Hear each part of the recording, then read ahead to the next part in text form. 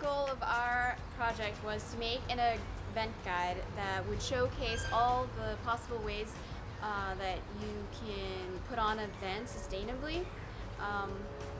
We hoped to put together sections that could address each aspect of an event, such as venue and catering, transportation even, things like that. So throughout the event guide you will find suggestions and resources to help put on your event and lessen your impact on the environment. I was also responsible for the venue section of the event guide. I found out things like choosing a venue preferably during the daytime, choosing a venue of appropriate size. You know, you don't want to have too big of a room. You're going to waste electricity, unnecessary amounts of electrical equipment, etc. So you want to pick a venue that is appropriate to your expected event size. You also want to pick a venue preferably with well-ventilated windows, a large amount of windows so you can take advantage of natural lighting. Things like that make a big difference in creating a sustainable event. I worked on 2 sections of the guide. My first section was carbon neutral events, which dealt with lowering our carbon emission to 0. And although it's not possible, there are some things you can do. First, you have to take care of direct emissions, indirect emissions, and once you take care of those 2, we set up offsetting, which is the only other way we can get our carbon emission down to 0. The second section I worked on was the green event checklist, which is a short checklist that you can use to grade your event by. There's a few ideas on here like advertising, carbon footprint, and or using organic food. Every time you do one thing, you can put a check mark next to it, and at the end of the whole event, you can count up all the check marks you got, and that would be your score. The higher the score, the more green your event was.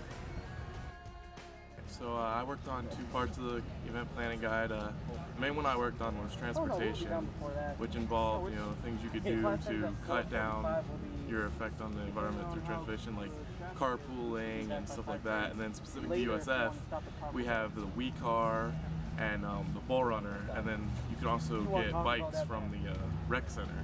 That's another way you can do that. My second part of the guide was the equipment and stuff you can do there. Using recyclable equipment is a good way to do that, and then leaving your stuff set up if there's an event after yours, so that way you don't have to tear down and then reset stuff back up. It's good. And then informing your caterer of the size of your event so they don't bring unnecessary equipment, so they're not wasting that stuff. That's another good way. For the catering part of our project, I found out a whole different load of things. I found actually a website that had all sustainable products, pretty much caterers, farmers, and all you can think of.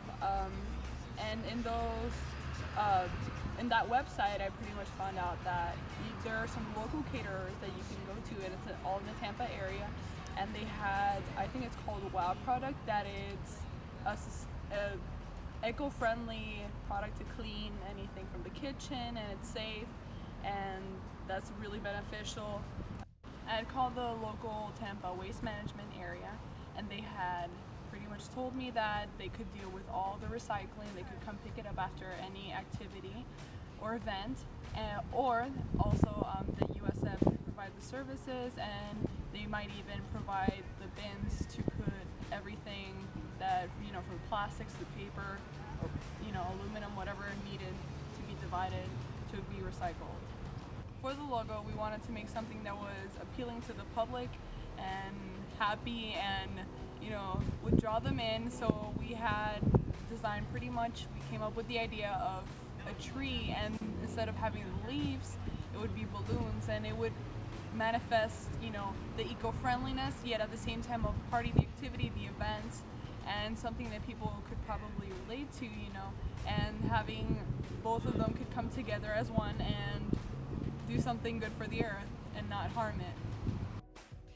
Event promotion is definitely an integral part of putting on an event. Oftentimes these things come in the form of flyers and posters, and they can be easily replaced with other forms of electronic communication.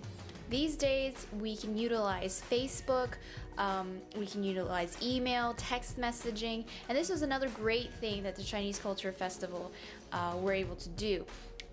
They did create this website that had the program, that had all the expected times and information. They also sent out text messages as reminders of the event that would be put on the day of the festival.